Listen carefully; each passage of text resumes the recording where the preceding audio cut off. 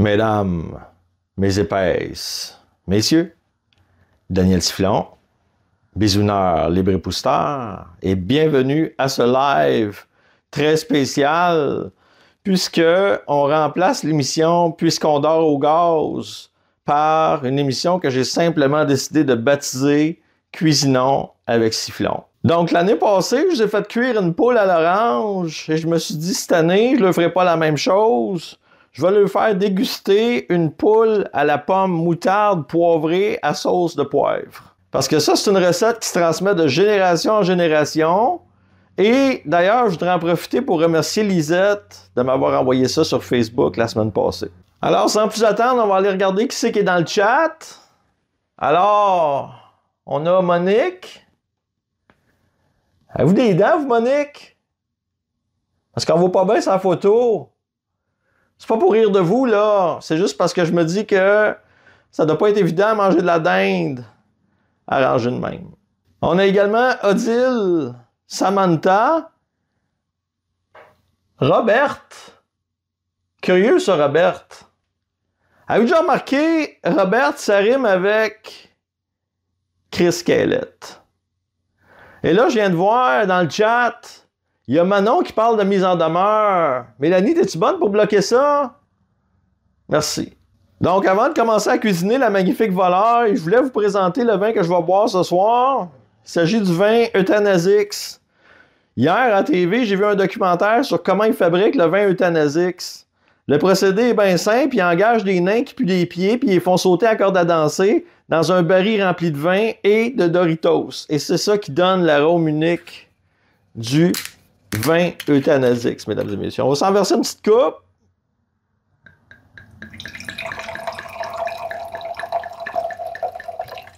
On n'en mettra pas trop parce qu'il est quand même 8 heures le matin. Et on va goûter, on voit là, le vin qui est... Hein, je ne sais pas si on voit bien à la caméra, le vin est d'une arôme extraordinaire. On va goûter ça.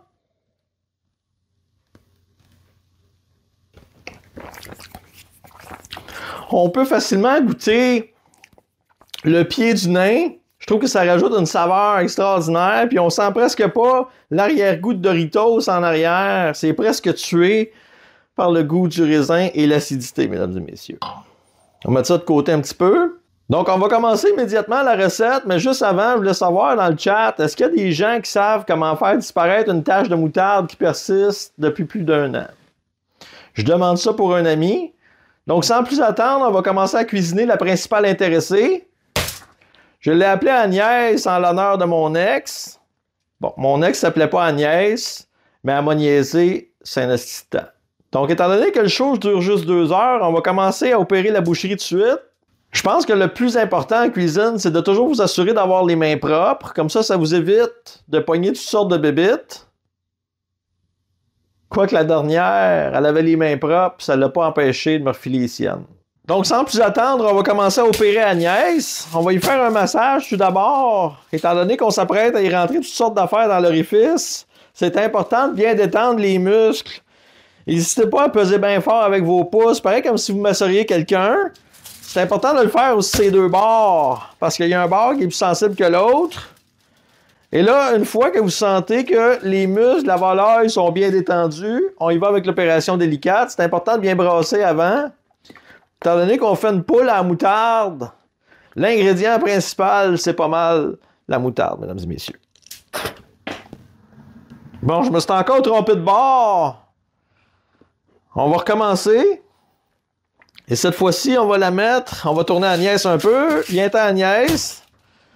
Donc, on la tourne comme il faut. Et là, on en met amplement. Moi, j'aime ça quand c'est bien graissé. Et voilà.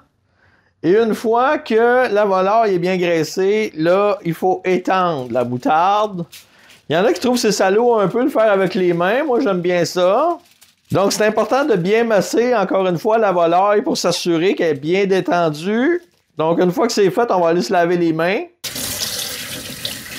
Donc là, on arrive à un moment important de l'opération. C'est le moment où il faut farcir Agnès. C'est là, comme vous le voyez, Agnès, elle a les pattes attachées. Et il y a une raison valable à ça, c'est pour éviter que si jamais la volaille a une convulsion, qu'elle vous assomme avec une passe de karaté comme ça. Donc, comme vous le constatez, Agnès, elle a déjà eu une césarienne, donc elle est prête à tout accueillir. Donc là, on est rendu au moment où est-ce qu'on va mettre une pomme dans Agnès. Donc, sans plus tarder, on va ouvrir la caverne. Et là, on l'introduit comme ça, on voit que ça a servi. Et là, on pousse, et quand on arrive au fond, on peut encore pousser un peu. Et voilà, et là, on laisse ça reposer comme ça.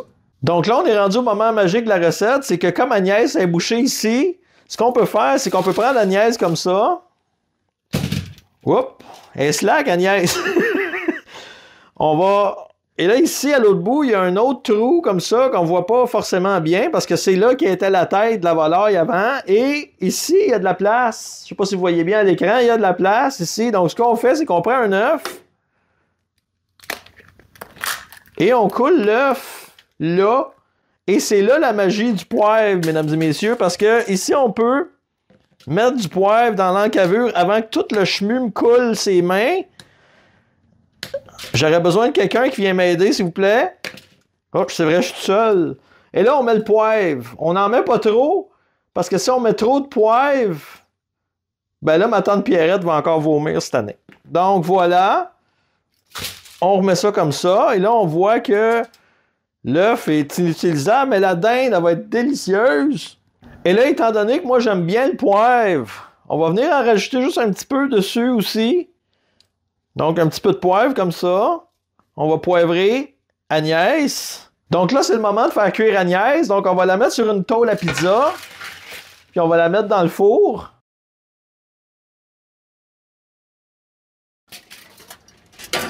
Voilà. Donc, moi, je recommande vivement de mettre ça au maximum, à 550 degrés. On pèse sur Start, puis on attend. Donc, pendant que la volaille est en train de cuire, ça va me laisser le temps de vous parler de mes tours à légumes. Sachez que présentement, il y a une offre spéciale pour le Black Friday. Si vous achetez une tour à légumes, c'est 299, paiement facile de 375 $. Et si jamais l'envie folle vous prend d'acheter 3 tours à légumes, sachez qu'il y a un deal présentement, c'est 2 pour le prix de 3. Ça me laisse également le temps de vous parler du sondage que j'ai fait la semaine passée pour savoir quels sont vos influenceurs préférés au Québec. Donc, j'ai mis le sondage sur ma page Facebook. J'ai mis mon nom tout en haut de la liste et j'ai interdit tous les influenceurs de partager sur leur mur. Comme ça, je voulais être sûr d'avoir un sondage juste et équitable, mesdames et messieurs. Donc là, je pense que notre Guylaine Tanguay est prête. Donc, on va mettre nos petites mitaines puis on va aller ramasser ça. Donc là, c'est important de ne pas se brûler. Donc, on voit, là, c'est encore très chaud. J'ai de la buée dans mes vitres.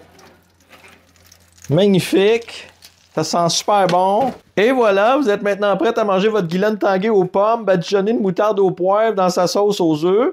Donc, avant de vous quitter, je voulais vous mentionner quelque chose. Fuck you, Belle Rose. Je voulais également en profiter pour vous souhaiter une très belle année 2025. Donc, partagez-moi ce live-là. Il faut que ça fasse le tour du Zimbabwe.